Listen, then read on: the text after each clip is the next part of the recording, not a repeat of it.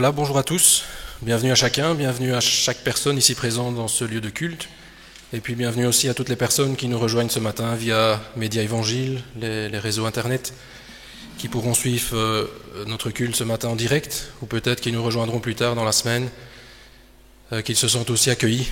C'est le Seigneur qui nous invite ce matin à monter dans sa maison pour lui rendre un culte, pour lui rendre la gloire, la puissance qui lui est due, et l'honneur aussi. Dimanche particulier ce matin, puisque nous sommes dans la tristesse, profonde tristesse ce matin, puisque nous avons appris cette semaine le décès de Rachel, la fille de notre ancien pasteur, M. Binon, une jeune maman, je vais dire une enfant de l'Église, puisqu'elle a grandi ici dans l'Église, une jeune maman qui laisse derrière elle deux enfants, Noah, Lévi, de 9 et 6 ans, un mari, des parents. Voilà, l'Église est en deuil. Nous voulons aussi présenter nos condoléances aux familles respectives, aux familles Hubinon et Van der Franen.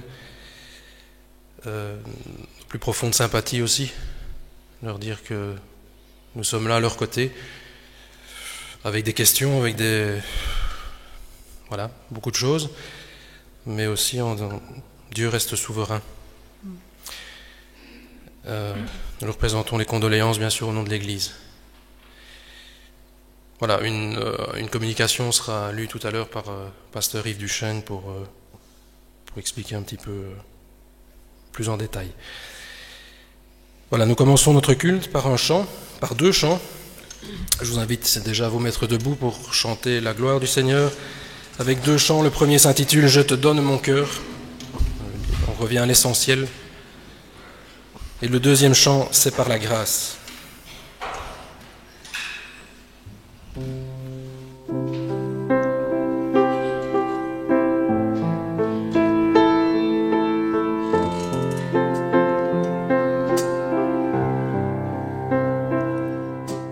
Je te donne mon cœur, il ne m'appartient plus.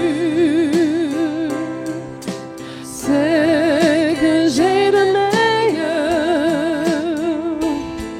tout est pour toi, Jésus. Un parfum de valeur sur toi est répandu. C'est l'offrande de mon cœur. Je suis à toi, Jésus. Prends mon âme, prends mon cœur. Je te donne tout. Prends ma vie, me voici, je te donne tout. Mon cœur est à toi, tout à toi.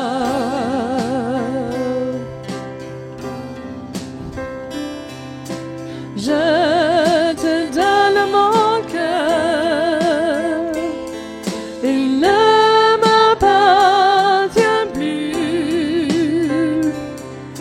Ce que j'ai de meilleur, tout est pour toi, Jésus. Un parfum de valeur sur toi est répandu. C'est l'offrande de mon cœur. Je suis à toi, Jésus. Prends mon âme, prends mon cœur. Je te donne tout. Prends ma vie, me voici, je te donne tout. Mon cœur est à toi, tout à toi.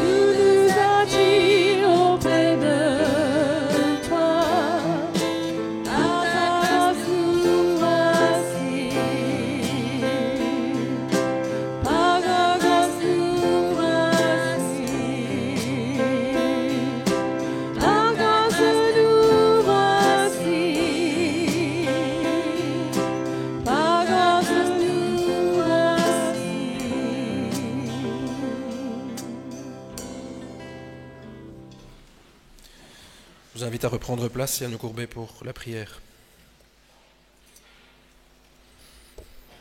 Que l'Éternel te bénisse et qu'il te garde, que l'Éternel fasse luire sa face sur toi et qu'il t'accorde sa grâce. Que l'Éternel tourne sa face vers toi et qu'il te donne la paix. C'est un texte dans Nombre 6, les versets 24 à 26. Seigneur, nous te prions ce matin. Nous sommes dans la tristesse ce matin, Seigneur, avec ce deuil qui touche ces familles, qui touche l'Église ici à Marcinelle. Seigneur, nous voulons te prier pour toutes ces familles qui sont éprouvées par le deuil, la perte d'un être cher.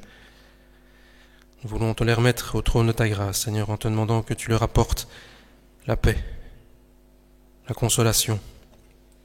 Dans ces moments où l'épreuve frappe, Seigneur, tu restes à côté de nous. Tu nous tiens la main. Tu nous accompagnes. Seigneur, nous te prions pour chaque membre de ces familles, en te demandant que tu leur accordes ce dont elles ont besoin. Te prions aussi pour ce culte ce matin, Seigneur, que tu nous conduises ici, que tu conduises toutes les personnes qui interviendront. Te prions pour la prédication qui sera apportée aussi, le pasteur Yves qui apportera le message. Que ta parole puisse pénétrer au plus profond de nos cœurs, Seigneur, et que nous puissions comprendre et vivre ta parole. Merci aussi pour tous tes serviteurs qui se lèvent ce matin aussi à travers le monde pour enseigner ton peuple, pour apporter ta parole. Que par ton esprit aussi tu puisses être leur soutien et leur force. Te prions pour chaque personne ici présente dans ce lieu de culte, chaque personne aussi qui nous écoute via les retransmissions. Tu connais nos difficultés, tu connais nos problèmes, tu connais nos joies, tu connais nos peines. Seigneur, rien n'est caché devant toi. Et nous t'apportons toutes choses ce matin. Nous sommes venus pour t'apporter la gloire, pour t'apporter la puissance, et pour te rendre un culte aussi. Nous voulons aussi revenir à la croix ce matin, Seigneur, là où ton sang a coulé, où ton corps a été transpercé, où tu as payé le prix fort, Seigneur, pour le pardon de nos péchés. Nous revenons encore ce matin à la croix, pour te demander pardon pour tout ce qui dans nos vies n'est pas à ta gloire, tout ce qui ne te glorifie pas. Seigneur, nous recevons ton pardon. Et c'est aussi avec l'assurance du pardon que nous pouvons nous relever et aller de l'avant. Nous te prions pour nos enfants dans les sous-sols, Seigneur, les moniteurs qui les accompagnent aussi dans cette période, pour les préparatifs de la fête de Noël. Seigneur, que tu puisses être leur aide aussi, les aider aussi pour la présentation de ce spectacle. Nous te prions pour tous les intervenants de ce culte, pour l'équipe sono, pour l'équipe de musiciens, pour la présidence, pour la prédication. Seigneur, sois à nos côtés. Nous pensons aussi à tous nos frères et sœurs, Seigneur, qui dans le monde n'ont pas cette liberté comme nous de pouvoir se rassembler, qui sont torturés, qui sont tués, Seigneur, pour leur foi. La simple chose qu'on leur reproche, c'est de croire en Jésus-Christ. Seigneur, sois à leur côté, bénis-les, renouvelle leur force, et que nous puissions prendre part aussi à leur souffrance. Nous sommes venus dans ta maison, Seigneur, pour recevoir de toi l'instruction, la bénédiction. C'est au nom de Jésus que nous te prions. Amen. Je vous propose à continuer notre culte par un chant. Je propose à vous mettre debout pour chanter Jésus, espoir des nations.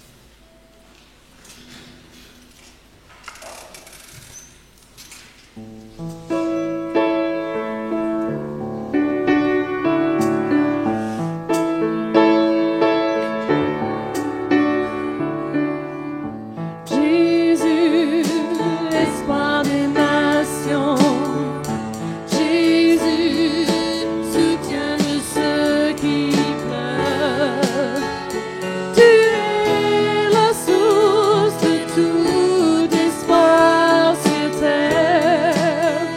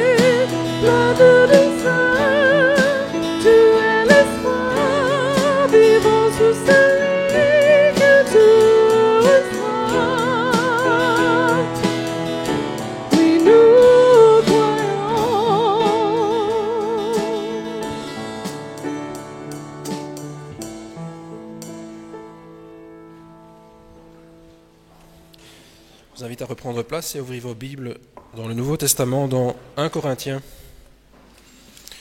au chapitre 13.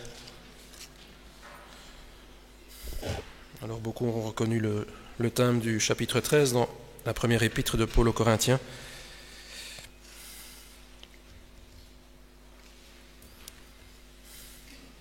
« 1 Corinthiens, chapitre 13. Quand je parlerai les langues des hommes et des anges, si je n'ai pas l'amour, je suis un airain qui résonne ou une cymbale qui retentit. Quand j'aurai le don de prophétie, la science de tous les mystères et toute la connaissance, quand j'aurai même toute la foi jusqu'à transporter des montagnes, si je n'ai pas l'amour, je ne suis rien. Quand je distribuerai tous mes biens pour la nourriture des pauvres, quand je livrerai même mon corps pour être brûlé, si je n'ai pas l'amour, cela ne me sert de rien. L'amour est patient, il est plein de bonté. L'amour n'est point envieux. L'amour ne se vante point. Il ne s'enfle point d'orgueil. Il ne fait rien de malhonnête. Il ne cherche point son intérêt. Il ne s'irrite point. Il ne soupçonne point le mal. Il ne se réjouit point de l'injustice, mais il se réjouit de la vérité. Il excuse tout. Il croit tout. Il espère tout. Il supporte tout. L'amour ne périt jamais. Les prophéties prendront fin, les langues cesseront, la connaissance disparaîtra, car nous connaissons en partie et nous prophétisons en partie. Mais quand ce qui est parfait sera venu, ce qui est partiel disparaîtra.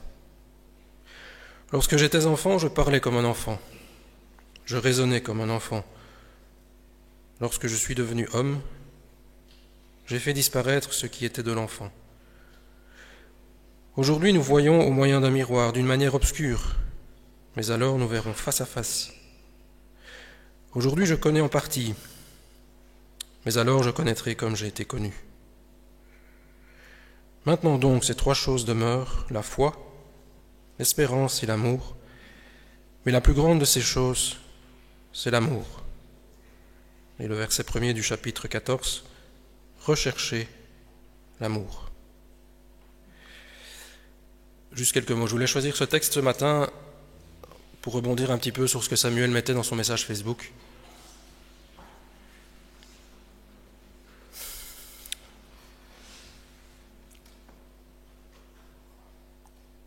Une des choses les plus importantes, c'est quand même l'amour. Et l'amour, il faut le manifester tant qu'on est ici. C'est chacun entre nous, ici dans cette salle, entre nous, qu'on doit le manifester. Parce qu'un jour, il sera trop tard. C'est peut-être demain, c'est peut-être dans 10 ans, mais nos vies ne tiennent qu'à un fil. Et on ne sait pas quand Dieu coupera le fil. C'est lui qui est souverain, c'est lui qui décide de l'heure, du temps, c'est décidé, mais c'est lui qui reste maître de cela. Et cet amour, nous devons le manifester chacun, les uns envers les autres. Pas attendre demain, pas attendre après-demain, aujourd'hui. Dire à ceux qu'on aime, qu'on les aime.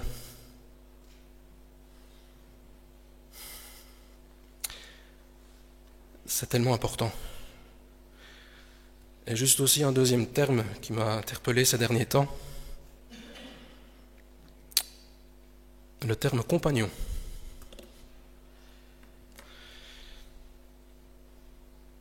On est tous des compagnons les uns aussi pour les autres, compagnons de route, compagnons de foi, compagnons de combat.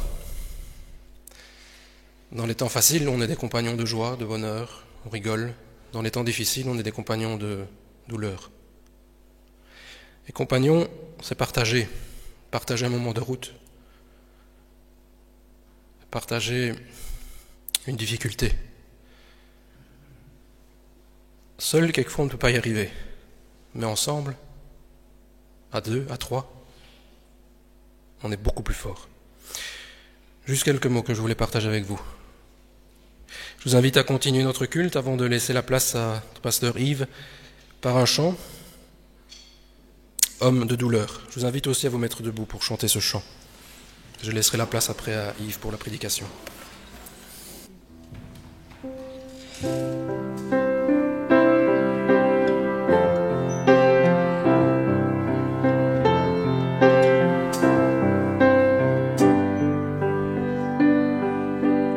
Oh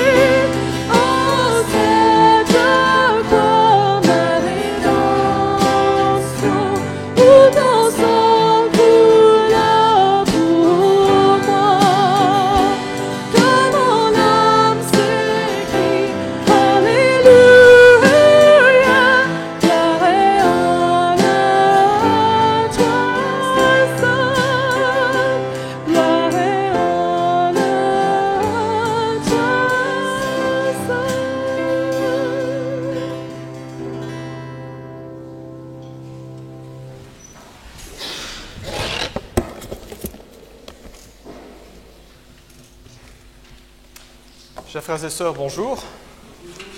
Est-ce que le micro fonctionne? On m'entend? Oui.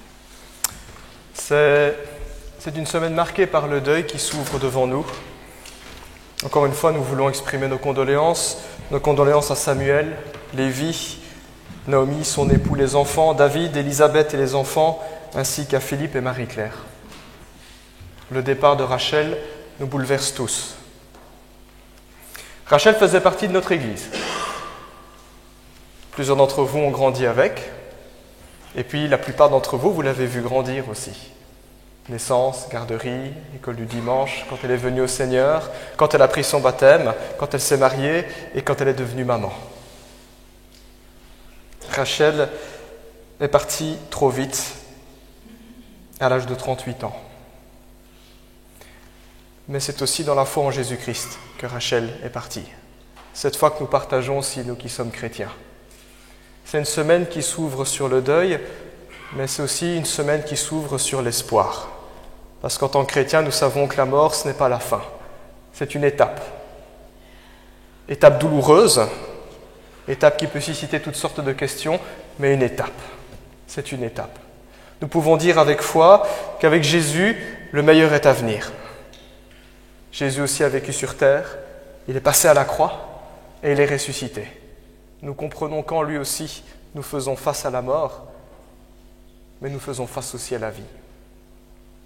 Le titre du message ce matin est « Une lumière dans la mort ». Et j'aimerais vous inviter à me rejoindre dans la parole de Dieu, dans l'évangile de Jean. Jean chapitre 11, et nous lirons les 44 premiers versets. Jean chapitre 11, versets 1 à 44.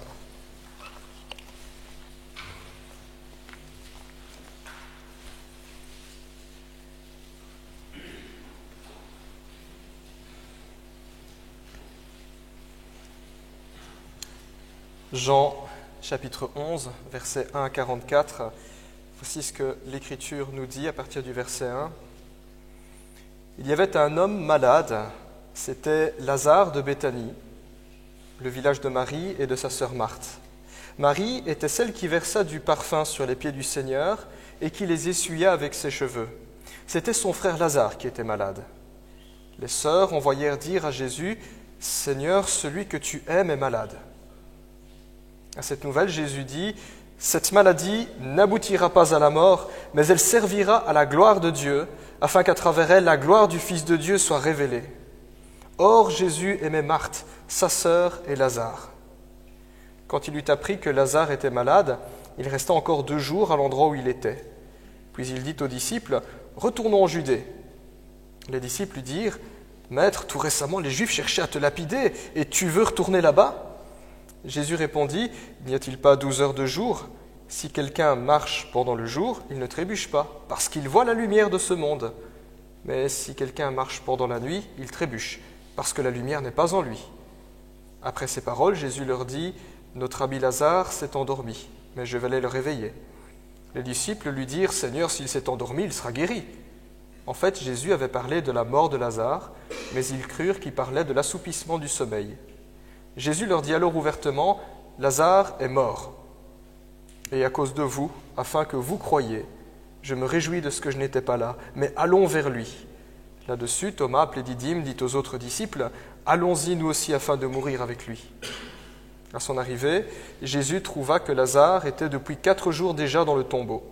Béthanie était près de Jérusalem, à moins de 3 kilomètres, et beaucoup de Juifs étaient venus chez Marthe et Marie pour les consoler de la mort de leur frère. Lorsque Marthe apprit que Jésus arrivait, elle alla à sa rencontre, tandis que Marie restait assise à la maison. Marthe dit à Jésus, « Seigneur, si tu avais été ici, mon frère ne serait pas mort. » Cependant, même maintenant, je sais que tout ce que tu demanderas à Dieu, Dieu te l'accordera. Jésus lui dit, « Ton frère ressuscitera. » « Je sais, lui répondit Marthe, qu'il ressuscitera lors de la résurrection le dernier jour. » Jésus lui dit, « C'est moi qui suis la résurrection et la vie. Celui qui croit en moi vivra même s'il meurt. Et toute personne qui vit et croit en moi ne mourra jamais. Est-ce que tu crois cela ?» Elle lui dit, « Oui, Seigneur, je crois que tu es le Messie, tu es le Fils de Dieu qui devait venir dans le monde. » Après avoir dit cela, elle alla chercher secrètement sa sœur Marie en lui disant, « Le Maître est ici, il te demande. » À ces mots, Marie se leva sans attendre et alla vers lui. Jésus n'était pas encore entré dans le village, mais il était à l'endroit où Marthe l'avait rencontré. Les Juifs qui étaient avec Marie dans la maison et qui la consolaient la virent se lever soudain et sortir. Ils la suivirent en disant « Elle va au tombeau pour y pleurer ». Marie arriva à l'endroit où était Jésus. Quand elle le vit, elle tomba à ses pieds et lui dit « Seigneur, si tu avais été ici, mon frère ne serait pas mort. » En la voyant pleurer, elle et les Juifs venus avec elle, Jésus fut profondément indigné et bouleversé. Il dit « Où l'avez-vous mis ?»« Seigneur, lui répondit-on, viens et tu verras. » Jésus pleura. Les Juifs dirent alors « Voyez comme il l'aimait. » Mais quelques-uns d'entre eux dirent « Lui qui a ouvert les yeux de l'aveugle, ne pouvait-il pas aussi faire en sorte que cet homme ne meure pas ?» Jésus, de nouveau profondément indigné, se rendit au tombeau. C'était une grotte, une pierre fermait l'entrée. Jésus dit « Enlevez la pierre. » Marthe, la sœur du mort, lui dit « Seigneur, il sent déjà, car il y a 4 jours qu'il est là. » Jésus lui dit « Ne t'ai-je pas dit que si tu crois, tu verras la gloire de Dieu ?» Ils enlevèrent donc la pierre de l'endroit où le mort avait été déposé. Jésus leva alors les yeux et dit « Père, je te remercie de ce que tu m'as écouté. Pour ma part, je savais que tu m'écoutes toujours. Mais j'ai parlé à cause de la foule qui m'entoure, afin qu'ils croient que c'est toi qui m'as envoyé. » Après avoir dit cela, il cria d'une voix forte « Lazare, sors !»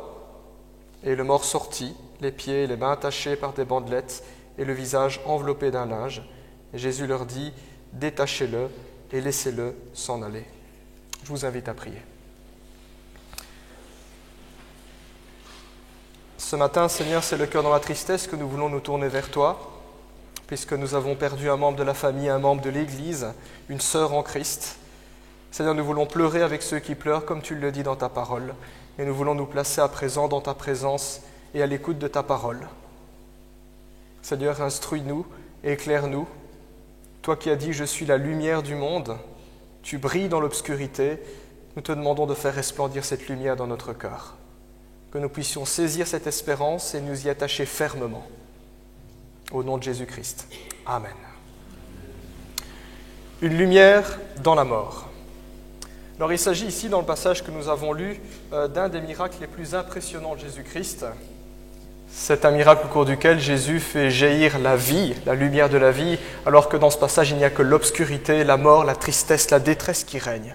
Christ apparaît un petit peu comme un flambeau dans l'obscurité. Il s'agit plus précisément du dernier grand miracle de Jésus-Christ avant que lui-même meure sur la croix, avant que lui-même soit englouti par les ténèbres de la mort. Au moment des faits, Jésus est arrivé à la fin de son ministère et il était connu à travers tout le pays, tout Israël. Pendant 3 ans, inlassablement, il avait prêché l'Évangile, il avait guéri les gens qui étaient malades et qui venaient à lui, il avait chassé des démons et il opérait toutes sortes de prodiges, dont un tout petit fragment nous est rapporté dans les Évangiles. Très connu Jésus. Partout où il passe, il y a la vie. Jésus-Christ avait gagné en popularité, beaucoup de gens l'aimaient, les foules venaient en masse pour l'écouter, pour être guéris, mais Jésus s'était aussi attiré des ennemis, beaucoup d'ennemis, et des ennemis très puissants. Ces ennemis étaient les responsables religieux de son peuple. C'est assez paradoxal, le Fils de Dieu qui se met à dos les responsables religieux. C'est comme si aujourd'hui on dirait Jésus s'est mis à dos les pasteurs. C'est ce qui se passe. Les responsables religieux détestaient Jésus, parce qu'ils dénonçaient leur hypocrisie. Ils faisaient, ils enseignaient, mais ils n'agissaient pas en conséquence. Les responsables religieux jalousaient aussi Jésus pour sa popularité. Ça les dérangeait que, quand Jésus se pointait, tout le monde allait vers lui pour lui demander conseil, pour voir comment ça fonctionnait dans la Bible, mais on n'allait plus vers eux. Ils n'aimaient pas ça. Ils aimaient bien être admirés, félicités. Mais ce que les responsables religieux détestaient le plus, c'était la manière dont Jésus parlait de Dieu. Mon Père. Il se présentait comme le Fils de Dieu. Il se faisait l'égal de Dieu. Et ça, les responsables religieux ne pouvaient pas le tolérer. Et à partir de ce moment-là, tous les prétextes étaient devenus bons pour eux pour accuser Jésus de blasphème. Objectif, mettre à mort Jésus, le tuer. Et c'est ce qu'ils obtiendront. C'est ce qu'ils obtiendront. Quand on lit à la fin des 4 évangiles, ils l'obtiennent. Celui-ci affirme être le Fils de Dieu, qu'on le crucifie, qu'on le mette à mort. Lorsque Jésus se rendit chez Marthe et Marie, dans le village de Béthanie, c'était peu avant la Pâque. Nous n'avons pas lu tout le chapitre 11, juste la première partie, mais dans la deuxième partie, au verset 55, on vous dit que tous ces événements se sont déroulés quelques jours avant la Pâque. Et ce détail est important, parce que la Pâque, c'est la fête principale pour les Juifs. Et à cette occasion, des milliers de pèlerins montaient à Jérusalem pour participer aux célébrations, pour honorer le Seigneur. Et comme Béthanie se trouvait juste à côté de Jérusalem, à 3 kilomètres, comme on l'a lu ici le texte, eh bien, il y avait des pèlerins qui, ne trouvant pas de place dans la ville pour séjourner, eh bien, ils s'installaient dans les villages environnants. Il y avait donc plein de pèlerins aussi à Béthanie au moment où Jésus s'est pointé. Et parmi ces pèlerins, on pouvait trouver tous les responsables religieux que Jésus s'était mis à dos à travers tout le pays ces 3 dernières années où il avait prêché. Parce que tous ces responsables religieux se montraient pieux. On va à Jérusalem le jour de la Pâque. Tous réunis à cet endroit-là, à ce moment-là. S'il y avait donc un endroit que Jésus devait absolument éviter, c'était Jérusalem et ses environs, parce que sa vie était en danger. Et ça, les disciples l'ont bien compris. Regardez le verset 8, Jésus dit « Maintenant on y va, on va à Béthanie, on monte tout près de Jérusalem. » Et les disciples disent au verset 8 « Maître, tout récemment les Juifs cherchaient à te lapider, et tu retournes là-bas. » Voilà ce qui se passe. Notre Seigneur Jésus est en route vers sa propre mort. Nous n'avons pas lu la deuxième partie du chapitre 11, mais si vous le lisez, c'est une description d'une concertation. Vous avez tous les ennemis de Jésus qui se rencontrent et ils vont comploter pour voir comment est-ce qu'on peut tuer Jésus. Et c'est ce qui va se passer. Ils savent que Jésus va se pointer à Jérusalem, ils vont attendre le bon moment pour le cueillir et ils le mettront à mort, ils le crucifieront. À partir de Jean 18, c'est ce que l'on voit. Et Jésus est Dieu, il le sait bien. Il le sait bien qu'en prenant cette direction, il se rapproche un petit peu plus de sa propre mort. Voilà ce qui se passe dans le chapitre 11, tout l'arrière-plan, dont on n'a pas forcément conscience, mais quand on prend du recul dans tous les événements des évangiles, c'est une procession vers la mort du Christ. Mort, mort, mort, mort, mort et mort dans le chapitre 11. Adversité, tristesse, deuil. Jésus est en route vers sa propre exécution, et sur ce chemin-là, il croise la mort de son ami Lazare. Jésus-Christ était sans doute occupé à prêcher l'Évangile, comme il en avait l'habitude. Quand un messager lui parvint, porteur d'une mauvaise nouvelle, on lui dit que son ami Lazare était gravement malade et que ses 2 sœurs le sollicitent pour venir à son chevet. Marthe, Marie et Lazare formaient une fratrie. C'étaient des disciples de Jésus, c'étaient des croyants, tout comme nous, même beaucoup plus. C'étaient des amis de Jésus. Il faisait partie de l'intimité. Le texte le dit à plusieurs reprises, Jésus aimait Lazare, Jésus aimait Marthe, ils aimaient Marie. Ça ne veut pas dire que Jésus détestait les autres, mais il y avait des liens d'amitié qui s'étaient tissés. Donc ce n'est pas n'importe qui envoie un messager là. Ce n'est pas n'importe qui était sur son lit de mort. C'était un ami de Jésus. Marthe et Marie avaient tout tenté pour soigner leur frère, mais rien n'y faisait. Chaque jour, chaque heure, son état empirait. Et les médecins ont dû dire à un moment donné, il n'y a plus rien à faire. Alors Marthe et Marie, en désespoir de cause, ont été chercher Jésus.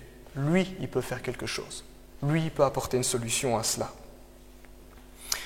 Cette période d'attente dut être certainement une épreuve douloureuse que la Bible ne décrit pas, mais que nous, humainement, nous pouvons saisir ou comprendre en lisant juste le texte. On peut simplement imaginer la scène, Marthe et Marie au chevet de Lazare en disant « Tiens, bon frérot, on a appelé Jésus, il y a quelqu'un qui l'allait chercher. » Et Lazare se cramponnant dans ses couvertures en se disant « Je peux mobiliser encore mes dernières forces le temps que Jésus vienne et qu'il me guérisse. » Il y a peut-être tout ça qui s'est joué derrière le texte. Mais plus les heures passaient, plus les jours passaient, plus l'espoir s'évanouissait. Où est Jésus ? Où est Jésus ? Et d'une certaine manière, nous aussi, nous pouvons connaître de tels moments. Nous aussi, nous pouvons traverser des situations identiques où le secours ne vient pas aussi vite que nous le souhaiterions, où le secours ne vient pas de la manière dont nous l'avions conçu. Nous aussi, nous pouvons nous identifier et partager aussi toute la tension qu'a vécue Marthe, Marie et Lazare. Lorsque Jésus a pris la nouvelle, le verset 6 nous dit qu'il resta encore 2 jours où il était. Choquant ce détail. Quand nos amis ou notre famille nous appellent à l'aide, on court tout de suite. On n'attend pas. Jésus, il dit lui-même, on va encore rester 2 jours ici. Alors on peut accorder le bénéfice du doute à Jésus-Christ. C'est vrai que les foules venaient vers lui en masse. On voit mal Jésus dire à des parents qui amènent leur enfant, par exemple, tout blessé, dire « Écoutez, j'ai plus le temps, je dois partir ». Jésus est resté 2 jours. Mais intéressant, Jésus dit aussi au verset 4 que la situation de Lazare n'est pas sans espoir. Jésus dit ceci au verset 4, « Cette maladie n'aboutira pas à la mort, mais elle servira à la gloire de Dieu, afin qu'à travers elle, la gloire du Fils de Dieu soit révélée. » Intéressant. Jésus-Christ regarde déjà la finalité de toute chose. Alors nous qui connaissons le texte, on pense à la résurrection de Lazare, mais je suis convaincu que Jésus ne parlait pas de la résurrection de Lazare, puisque quand Lazare est revenu à la vie, ça n'était qu'un répit. Aujourd'hui, en 2021, Lazare n'est plus en vie. Il a mené une vie terrestre. Dieu lui a accordé encore quelques années supplémentaires, mais je pense et je suis convaincu que Jésus avait en tête l'ultime résurrection. Dans cette optique-là, la mort n'aurait jamais la fin.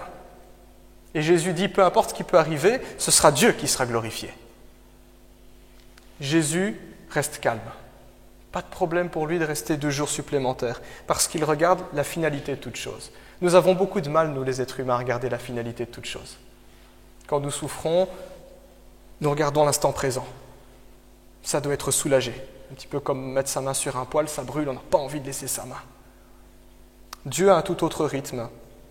Un jour est comme 1000 ans est comme un jour. L'éternité dans le passé, l'éternité dans le futur. Dieu se présente comme je suis, toujours là, présent. Il connaît toutes choses. Et dans cette finalité, Dieu déclare « La mort n'aura pas le dernier mot. Je n'ai pas à m'inquiéter pour mon ami Lazare. » C'est aussi la perspective que la Bible nous donne en tant que chrétiens. Perspective qui est complètement contre nature, parce que nous ne sommes que des humains. Mais Dieu parle et nous dit « Voilà ma perspective. » L'apôtre Paul, dans 2 Corinthiens 4, si vous lisez tout le chapitre 4, Paul liste toutes les souffrances qu'il a eues. Il dit « On m'a battu, on m'a fouetté, on m'a lynché, on m'a jeté en prison, j'ai même connu un naufrage, j'ai eu faim, j'ai eu froid, j'ai connu la misère et tout le monde veut ma peau. » C'est ce qu'il écrit en gros dans 2 Corinthiens 4. Et on aura envie de dire à Paul « Et c'est quoi ta conclusion en tant que croyant de tout ça ? C'est quoi ta conclusion ?» Paul écrit « En effet, je rappelle qu'il est mort décapité pour le Seigneur, Paul écrit « En effet, nos détresses présentes sont passagères. » Passagères, dit-il. Elles ont un commencement et une fin. Elles ont une limite, elles ont une date de péremption, j'oserais dire. En effet, nos détresses présentes sont passagères et légères, dit-il. Quel culot. Mais on ne peut pas le reprendre parce qu'il sait de quoi il parle. Mais passagères et légères par rapport à quoi ? Eh bien, dit-il, par rapport au poids insurpassable de gloire éternelle qu'elle nous prépare. Il compare ce que nous avons en Jésus-Christ, ce qu'il a en Jésus-Christ et ce qu'il vit dans le présent. Il dit c'est dur, c'est pas agréable, mais il dit ce sera tellement mieux ce qui nous attend. Et quand je compare, il dit il n'y a pas de commune mesure. La Bible remet nos épreuves dans leur juste perspective. Elles ne sont pas éternelles, la gloire et l'amour de Dieu si. Elles ne sont pas notre sort définitif, la gloire et l'amour de Dieu si.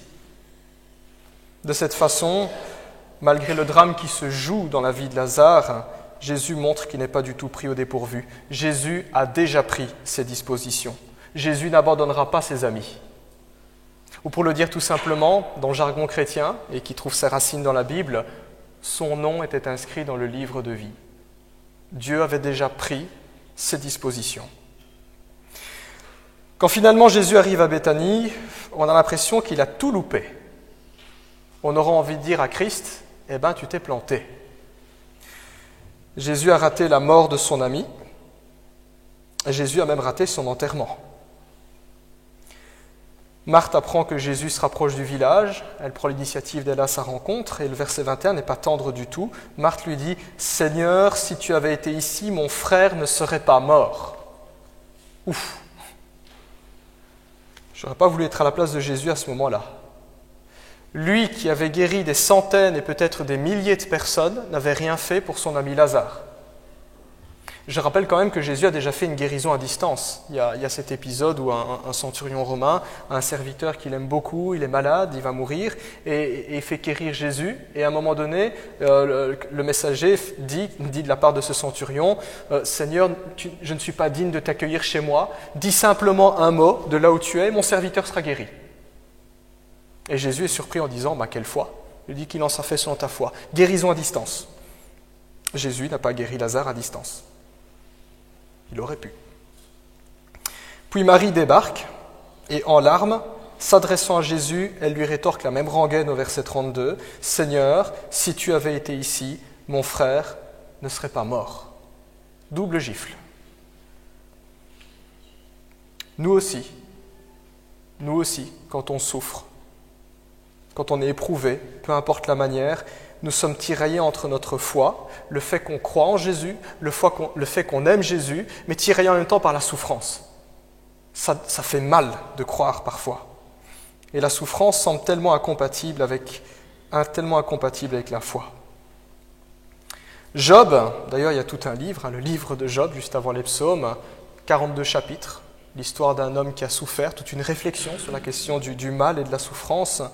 Job d'ailleurs fit cette douloureuse expérience, être intègre avec Dieu et s'en prendre plein la figure.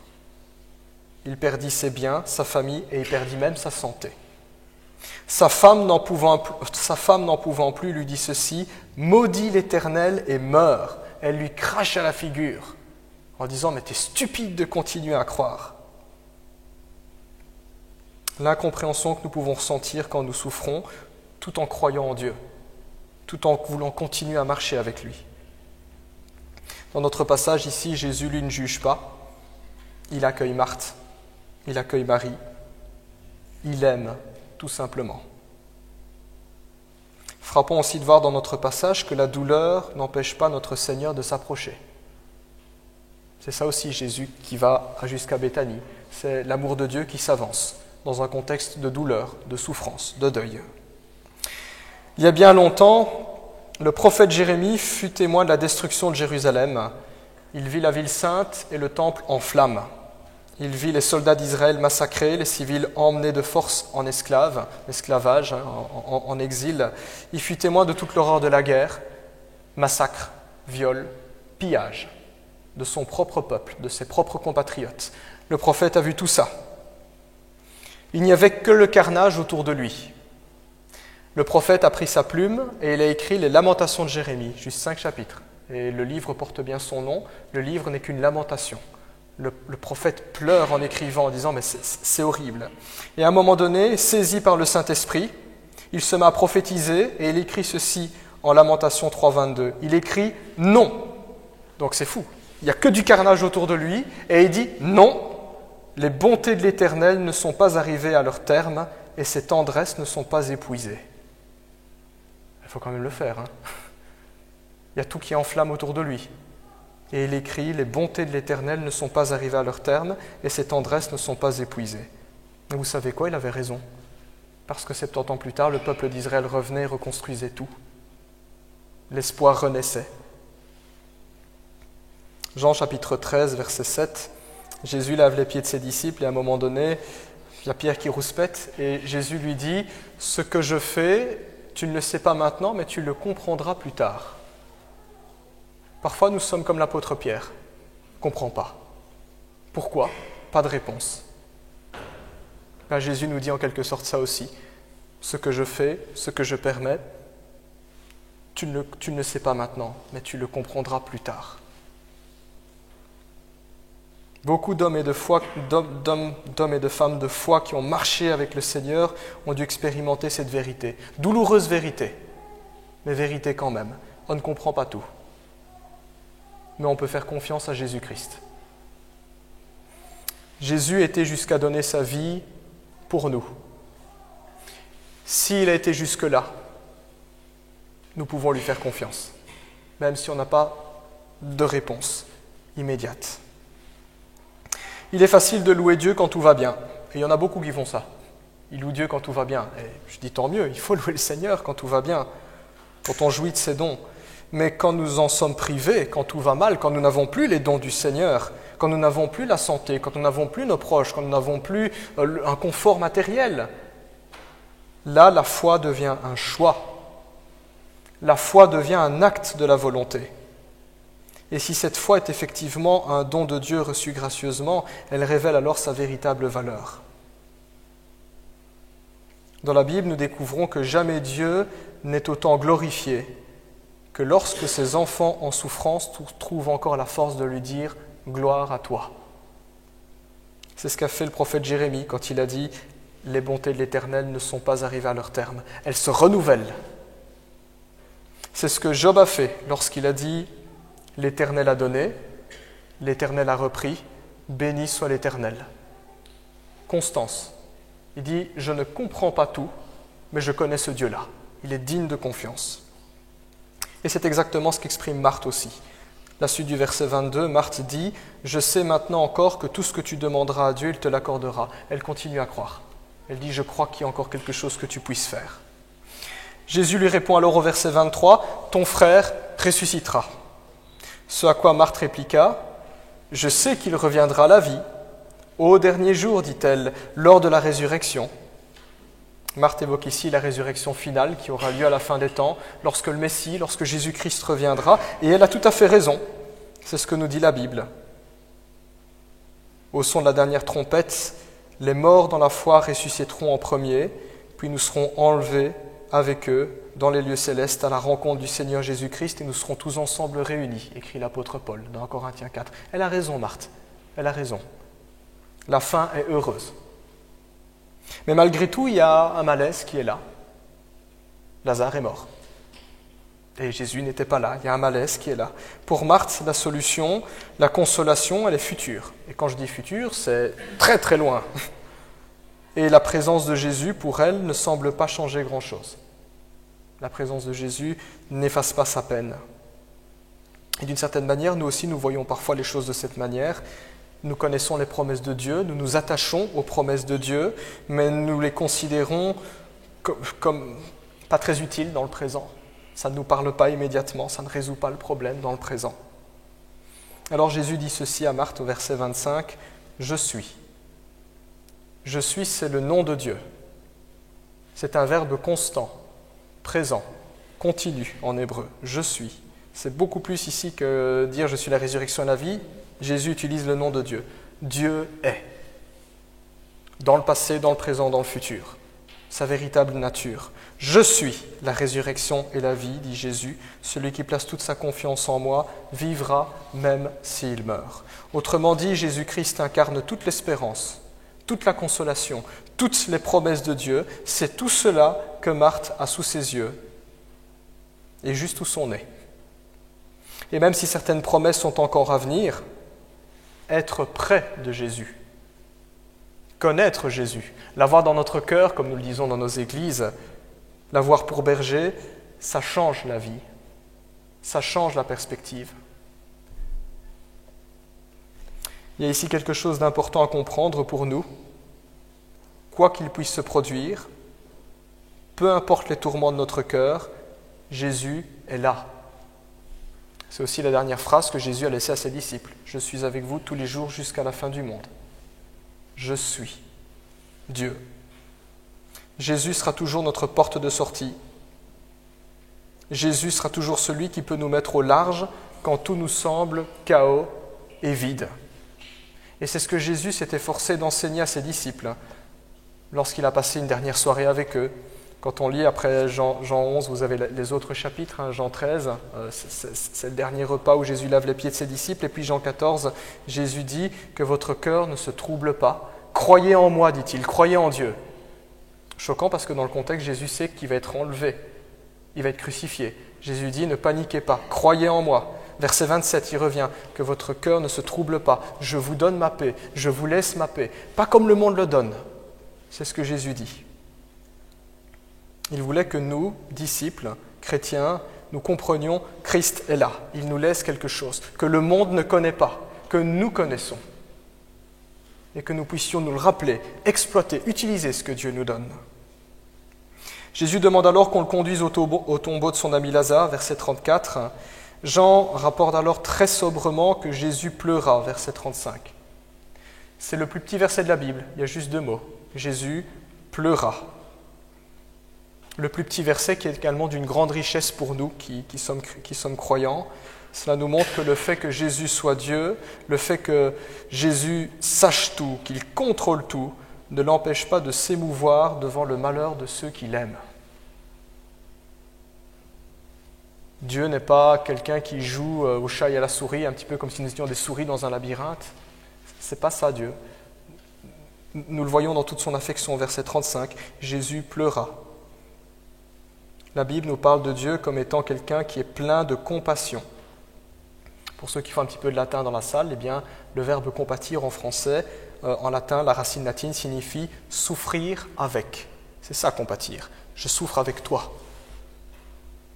Et pour souffrir avec quelqu'un d'autre, on ne peut le faire que si on l'aime. Jésus pleura. Même les gens, en voyant cette scène-là, au verset 36, s'étonnent en disant « Voyez combien il l'aimait ». Mais Jésus ne fait pas compatir, pas une tape dans le dos en disant « Allez, ça va aller ». Jésus sollicite aussi la foi, notre foi à tous. Et plus particulièrement, il sollicite notre foi quand ça fait mal de croire. Et c'est ce qui répond à Marthe au verset 26. Jésus dit « Crois-tu cela ?» C'est ce que Jésus dit dans sa prière au verset 42. Il y a tous les gens qui sont réunis.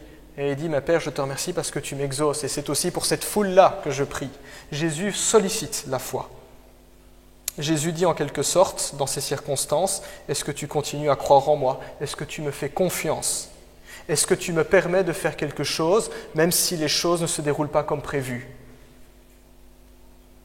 Avant cette discussion, Jésus s'était efforcé de préparer ses disciples. Regardez le verset 15. Jésus dit « C'est à cause de vous, pour vous, que Dieu a permis ces choses. » Une leçon à prendre. Jésus suscite la foi. Les disciples n'étaient pas autant affectés que les sœurs de Lazare ou Jésus lui-même, mais ils étaient témoins de ce malheur et très certainement qu'ils devaient se poser des questions aussi. Et le Seigneur voulait que les disciples aient la foi, parce que plus tard ils auraient affronté de bien plus terribles épreuves. Dans l'épreuve aussi, Jésus suscite notre foi à tous. Notre foi à tous, c'est aussi la foi de l'Église, c'est aussi la foi de la communauté. Jésus veut nous voir tenir et grandir ensemble, spirituellement, à sa suite. Que nous soyons personnellement affectés par la souffrance ou que nous en soyons témoins chez un frère ou une sœur en Christ ou un ami.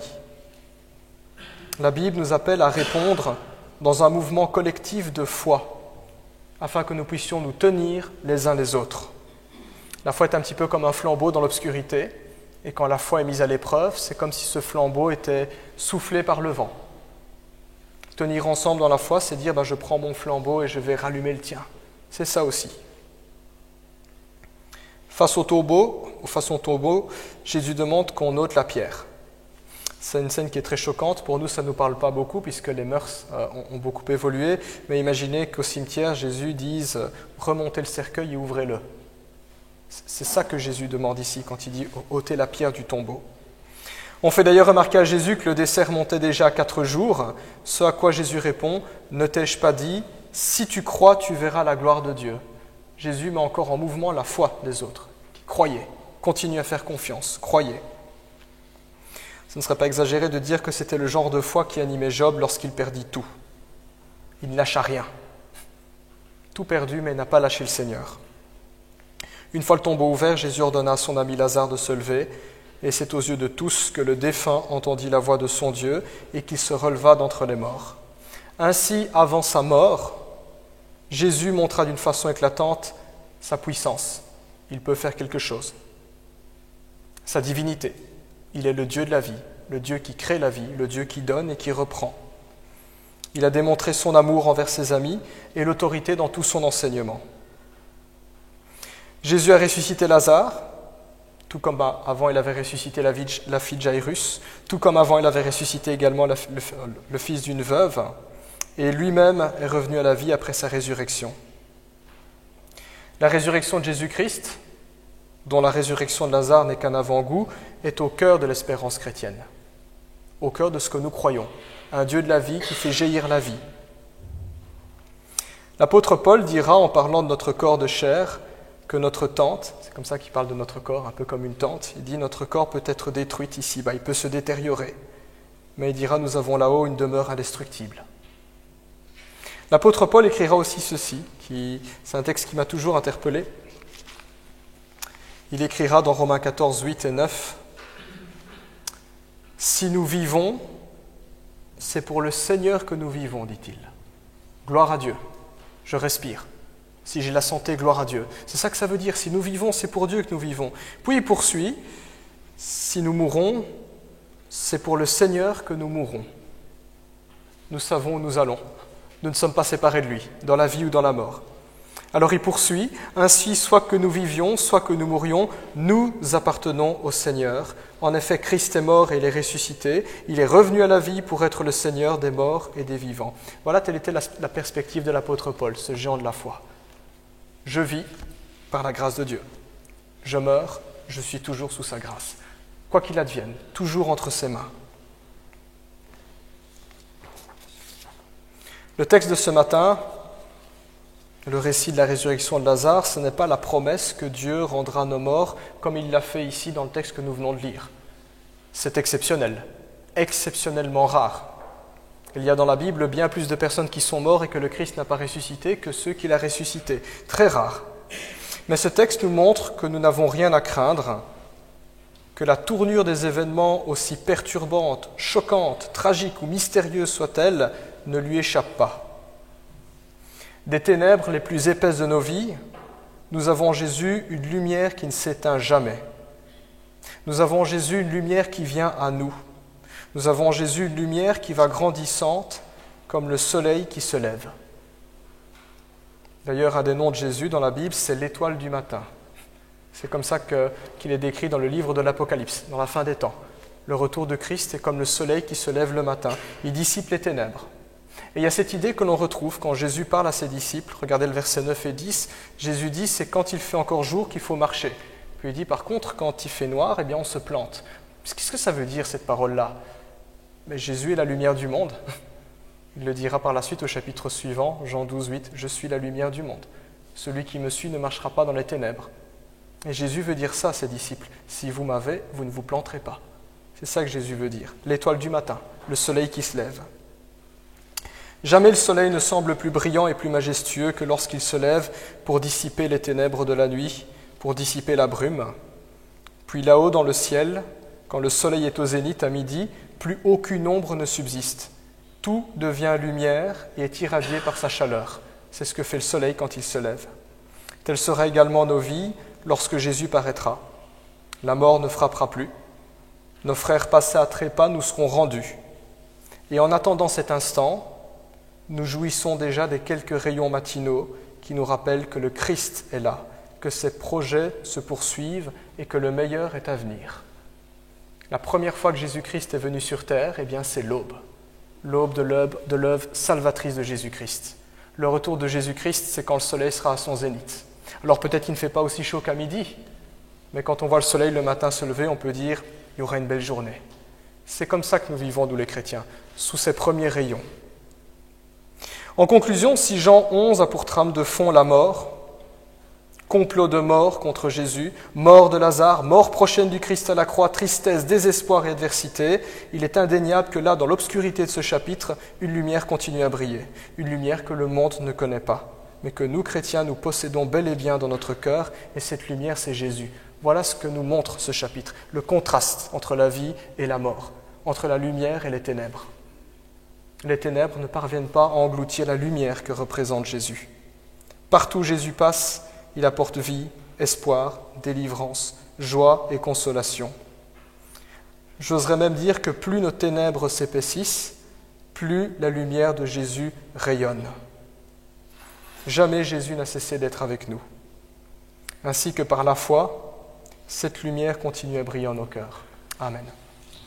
Je vous invite à prier.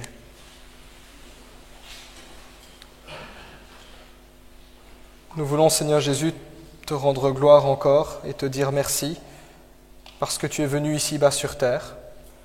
Nous voulons nous présenter devant toi avec toute notre humanité, toutes nos limites, toute notre incompréhension, tout notre deuil aussi face aux circonstances que l'Église traverse, que la famille de Rachel traverse. Nous reconnaissons que nous n'aurons peut-être pas de réponse immédiatement, mais un jour, Seigneur, comme ça a été lu dans 1 Corinthiens 13, nous connaîtrons parfaitement comme nous avons été connus. Nous vivons dans cet espoir. Nous vivons à ta lumière, Seigneur Jésus-Christ, et nous te disons merci. Père, nous te prions afin que tu apportes consolation, et alors que la tristesse fait son œuvre, que ton espoir et ta vie puissent continuer à faire son œuvre en nos cœurs, dans le cœur de notre Église, dans le cœur de chacun d'entre nous. Merci parce que tu es là. Merci parce qu'à toi seul tu cristallises toutes ces promesses. Gloire à toi, Seigneur. Amen.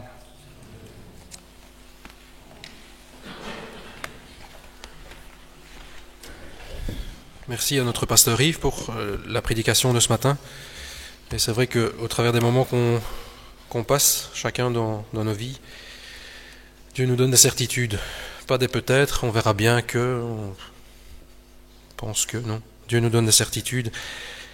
Et Yves nous a cité plusieurs fois Job dans sa prédication, et dans un autre passage aussi de Job, il dit « Je sais que mon Rédempteur est vivant, et qu'il se lèvera le dernier sur la terre. » C'est lui qui aura la fin, c'est lui la fin, il gagnera le combat. Il l'a gagné déjà, mais c'est lui qui reste le centre.